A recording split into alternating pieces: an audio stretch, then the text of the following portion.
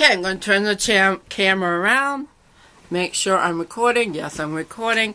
I hope you didn't see all that mess. It's not all mine, but I inherited it. Right, so tonight, people, I wanted to talk about the elements. Because long before I got into tarot, I was working with the elements. I don't need to go into how long, but it's been a long time. So I put together a few things for you guys. I put together some things about the elements. And what I want to do is go through each of them. Air, earth, fire, and water. And we can also add spirit to that if we wish. Tonight I want to talk about air. And I'll have some links below. And I would like all you guys out there to talk about what you think of the elements, how they come about with you, and I will also tell you that I am doing a breathing exercise that internet radio station had this woman on, and it's really beautiful, and I will have the link for that below too, because we should not be embarrassed about breathing. Okay, so we all know, I probably don't need to go into details, but we all know that the elements are the four energies that combine the building blocks of Aristotelian physics. That's what I've been told anyway. In this worldview, all things are made up of the four elements: earth, air, fire, and water. And if you're a Wiccan, right, we take the view that this is spiritually true. These elements together with the emanating principle of spirit or divine mind from the universe around us, seen or unseen. Elements are not beings or personalities, but energies of the universe, classified.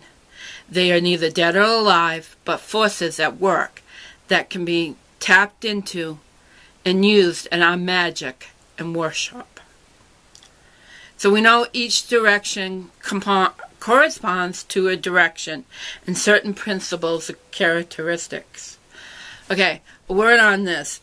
Earth is usually north, air is east, fire is south, and water is west. That's the way I learned it. But not everybody sees the elements in that way, because if you go around and you look at some of the different tribes and the different pagan traditions, they interpret it somewhat differently, and the reason being is it also has to do with the sense of place. It was the place you were at. Now those directions work for me, and I will tell you why they work for me. They work for me. I live in the northeast of the United States, in New England, okay? So, what works for me is the air. Air is east. Basically, because we rarely get, and this sounds backwards, but we rarely get an east wind. But when we get a wind from the south, it's always warm. The east wind would come off the ocean. The south wind brings up warm. The west wind always brings rain. The north always brings cold, winter. So we have I'm in a place where the elements correspond. So here's my question to you. Where you live, how do you see the elements? From which direction do you get the fire, water, air, and the cold? Look at it that way. I'd like to know that. Especially for my friends down under. Okay. Let's go on. Because there's a few things I want to talk about. Okay. And you probably heard that each element also has elementals. Some will think of these as the fairy folk, in some senses, or gnomes. Or gnomes are generally associated with the earth. Siths with air, salamanders with fire, and undines with water. So since we're focusing on air, I'm going to talk about that. Air is Siths. The Siths are the giver of wishes, knowledge, and dreams. They are visions as fairies or white light, delicate beings with wings. They are protectors of magical applications. So I took and did a synopsis. There's this woman I don't know. Her name's Christina Pratt. She wrote the Encyclopedia of Shamanism around the world. That may not be the actual name of it, but you put that in, you'll find it. So she, in some of her podcasts, she talks about the elements. And so I did a synopsis of what she says about air, because I love that, and I really want to share that with you. And then I'm not going to go on too much longer, and then I'll tell you some other things. The elements come from the very beginning. They are the most ancient form from the big dream of life. The elements open up the connection between earth and sky. These are the essence energies. These are the energies that have always been. Air is a direct engagement with spirit, and breathing the ancient ancestor, the original breath of life. Shamans blow the energy into the person with flower, essences, smoke, and other. This is true. If you've ever been to a ceremony, I've had that done to me. But shamans won't call themselves shamans. Okay, so the leader of the ceremony, that's what they did. They'd blow incense and things on you. It's really quite taken aback at first, but once you realize it's part of the ritual, it's okay.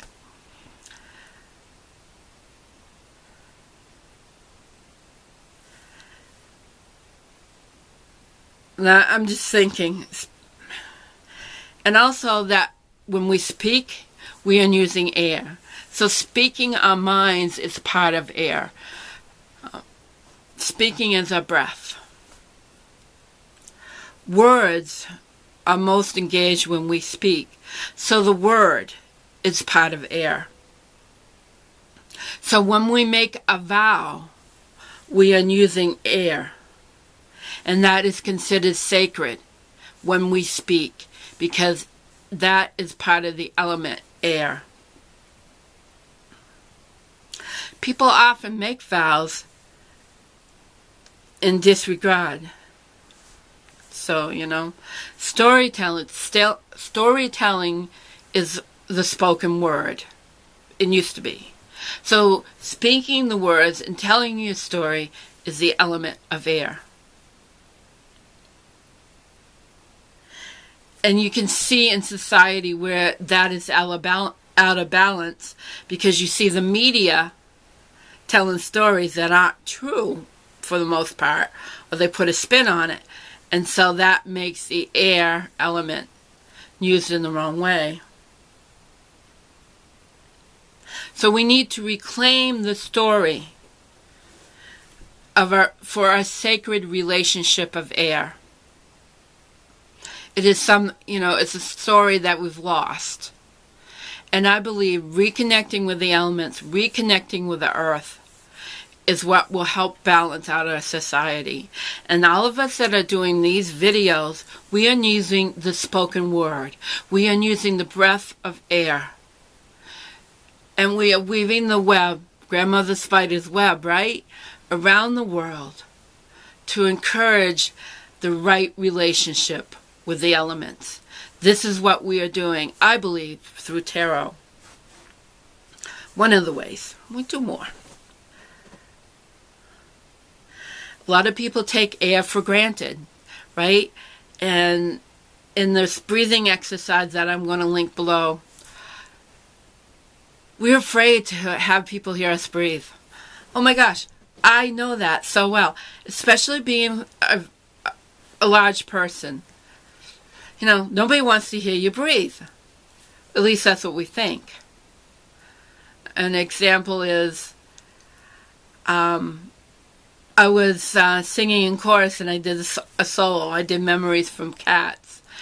And I can remember my sister being there, and this you were going to find very interesting.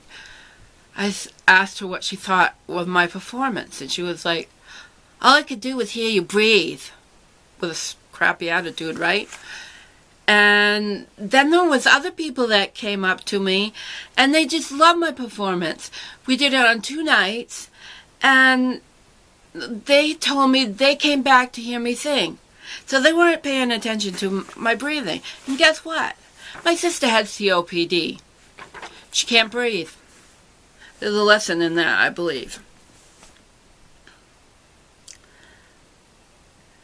See, air also has to do with seeing in our visions, what we see.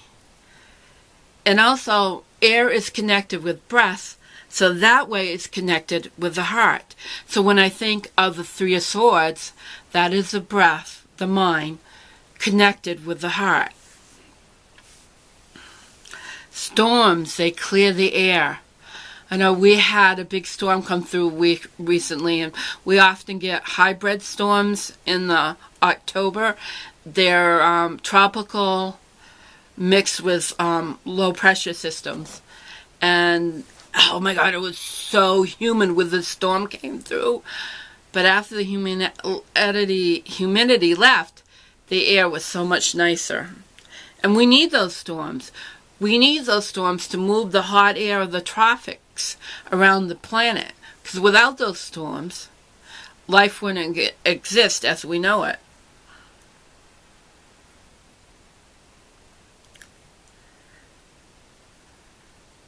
So people with anxiety and energy up in their heads are not in right relationship with the air. That's why they need to ground with earth.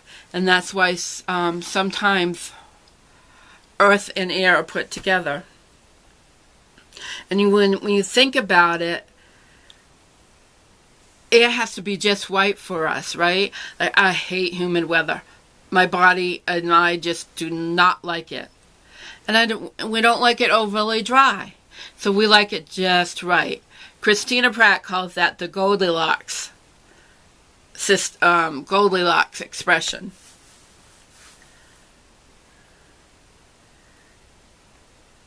So we have to use, mentally, we use critical thinking. And that opens our mind, which helps us see our visions. So hopefully you can all see and understand how air is connected and why air is important. Air is the first breath. It is the first breath that we take when we come out of our mother's womb. What is the first thing we do? We gasp for air. We cry. That is the breath of life. And when we pass, I was with my father when he passed. And that his last action of life was the last passing of his breath. The breath became deeper. I mean, not deeper, it became shallower and shallower.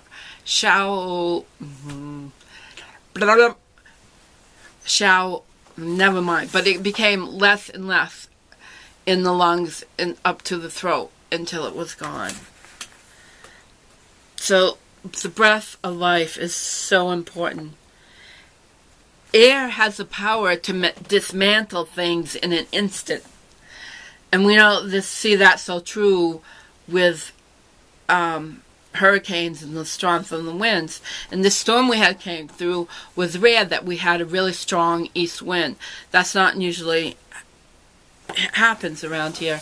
So I have this beautiful maple tree up near my grandparents' farm that I just loved because there was so many memories made under this maple tree. So when the wind came through, it blew it over because it was standing alone and it had some rotten spots, so it just broke. But that's how powerful air is. We all seen it this summer with the hurricanes in the Atlantic. So we need to restore our story. We need to restore our relationship with air. I'm preaching to the choir here, but I want to go ahead. So that can be illumination, hope, rebirth of a dream, creativity, inspiration, hope, innovation, how we dream. It can also mean stagnation and suffocation, like my sister, afraid to breathe, afraid to speak the truth, afraid to speak the truth about our child and how we grew up. The blade of truth cuts both ways. It cleans, cuts, heals. And it heals quicker when it's a sharp cut. So I'm not going to go on much longer because I only have a short time with my camera. And I'll post a link below too. In my blog, I put together a combination from Ayurvedic sources and other sources, what I read to you here, but a lot of it came out from my own heart about the element of air. Something just fell in the room. And, oh, bungee cords. Never know when you might need those. Never mind that. That was just funny. So I'd like to see other people talk about how they interpret. And of course we know air is the element, is the swords. So on the last note, swords is the element of air. So we can see how the blade works through our dreams, our visions, and our breath. And so when I look at swords, I always think of the air first. What is this card of air trying to tell me? And on that note, we'll end with the tea of the night, dandelion root. One of my favorite. It's better to make your own when you can, which I should. Dandelion root tea, really great for digestion, getting things moving. Nothing to do with air, really, unless you think of the dandelions blowing in the wind after the seeds. That part. But I hope you enjoyed this. I really rambled, and I hope it makes some sense. Over and out.